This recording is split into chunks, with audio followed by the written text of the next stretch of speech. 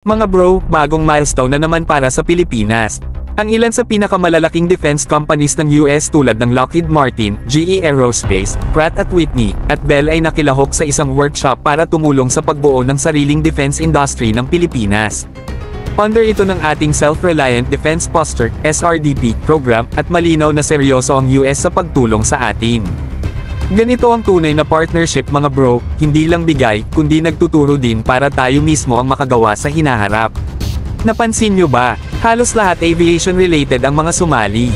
Bakit? Dahil nakita nila ang potential ng Pilipinas na maging maintenance, repair, and overhaul, MRO, hub para sa mga aircraft, hindi lang ng ating sariling fleet kundi pati na rin sa buong rehiyon.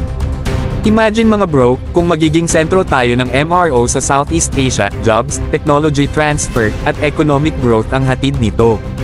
Tunay na game changer ito para sa ating ekonomiya at industriya ng depensa. Malinaw ang plano ng US defense companies. Habang tinutulungan nila tayong bumuo ng local defense industry, sinisiguro din nilang patuloy tayong makakakuha ng kanilang products para sa AFP modernization efforts. Strategic move ito mga bro. By partnering with the US, mas lumalawak ang access natin sa high-tech defense equipment habang natututo tayong mag-develop ng sarili nating capabilities. Pero ang pinaka-importante dito mga bro, ay ang empowerment.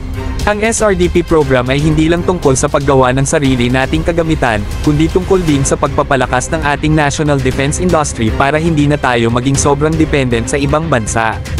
Isipin nyo mga bro, kung gaano kalaking leap forward ito para sa Pilipinas bilang isang independent at self-reliant nation.